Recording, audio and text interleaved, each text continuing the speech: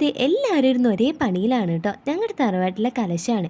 കല്യാണം കഴിഞ്ഞതിന് ശേഷം അങ്ങനെ കൂടാൻ പറ്റിയിട്ടുണ്ടായിരുന്നില്ല. എന്തായാലും ഇത്തവണ വന്നപ്പോൾ പറ്റി. അമ്മമാരൊക്കെ ഇതേ ഇവിടെ ഉണ്ണിയപ്പത്തിൻ്റെയും ചോറിൻ്റെയൊക്കെ തിരക്കിട്ട പണിയിലാണ് കേട്ടോ.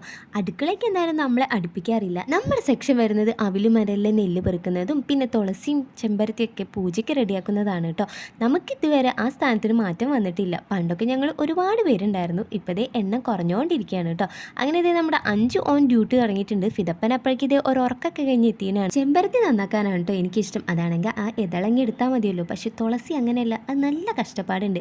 ലാസ്റ്റ് നമ്മൾ 2-3 പേരെ ഉണ്ടായിരുന്നല്ലോ കേട്ടോ. അങ്ങനെ ഇതാണ് ഫൈനൽ. ഇത് വെച്ച് ഇനി അങ്ങ് അഡ്ജസ്റ്റ് ചെയ്യണം. ഇങ്ങനെ ഇതേ നമ്മുടെ ഡ്യൂട്ടിയൊക്കെ കഴിഞ്ഞപ്പോൾ മണ്ഡപത്തിൻ്റെ അങ്ങോട്ട് ഒന്ന് പോയി നോക്കാമെന്ന് പറഞ്ഞ് ഇറങ്ങിയതാണ് കേട്ടോ. ഇപ്പം അവിടെ തറവാടിൻ്റെ ഒരു പൊടി പോലും ഇല്ല, മണ്ഡപം മാത്രമേ ഉള്ളൂ. അതുകൊണ്ട് വിളക്ക് വയ്ക്കാൻ മാത്രമാണ് കേട്ടോ ഞങ്ങൾ അവിടേക്ക് പോവാറ്. തറവാട്ടിലെ കലശം അതൊരു ഓർമ്മ തന്നെയാണ് കേട്ടോ. ചെറുപ്പം തൊട്ടേ ഞങ്ങളെല്ലാവരും ഓരോ മുക്കിലും മൂലയിലൊക്കെ ഇരുന്ന് സിനിമാ കഥകളും പ്രേതകഥകളൊക്കെ പറഞ്ഞിരിക്കുന്നതും പിന്നെ എല്ലാവരും ഒത്ത് ഓരോ ചെറിയ കളികളും അതിൻ്റെ ഇടയിൽ വയറ് കരിഞ്ഞ് മണം വരുമ്പോൾ കുട്ടികളെ തൊഴുകാനായി എന്ന് പറയുമ്പോൾ കിട്ടുന്നൊരു സന്തോഷമുണ്ട്. അതൊരു ഒന്നൊന്നര സന്തോഷം തന്നെയാണ്. ഫിദപ്പൻ ഇതെവിടെ ആക്റ്റീവ് ആയോണ്ടിരിക്കുകയാണ്.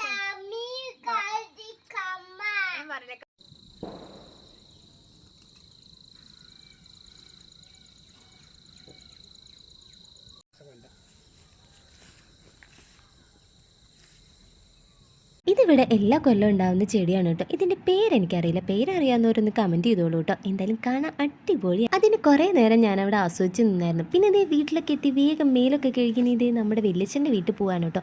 അവിടെ വെച്ചിട്ടാണ് കേട്ടോ ഫുഡൊക്കെ. അപ്പോഴേക്കിതേ എല്ലാവരും വന്ന് സീറ്റ് പിടിച്ച് നമ്മുടെ സീരിയൽ കാണാൻ തുടങ്ങിയിട്ടുണ്ടായിരുന്നു. എല്ലാ കൊല്ലവും കലശത്തിന് കോഴീനെ കൊല്ലുന്നത് എൻ്റെ അച്ഛനായിരിക്കും കേട്ടോ. അച്ഛൻ്റെ അവിടെ നിന്ന് എന്തൊക്കെയോ നേതൃത്വം വഹിക്കുന്നുണ്ട്. അപ്പോൾ താങ്ങാൻ വയ്യാതെ ഇവിടെ വന്ന് നോക്കിയപ്പോൾ അച്ഛൻ്റെ കോഴീനെ കൊല്ലുന്നേ ഉണ്ടായിരുന്നുള്ളൂ കേട്ടോ. അങ്ങനെ ഇതേ പൂജയ്ക്കായി എന്നും പറഞ്ഞ് നമ്മളെല്ലാവരും ഓടിപ്പോന്നു.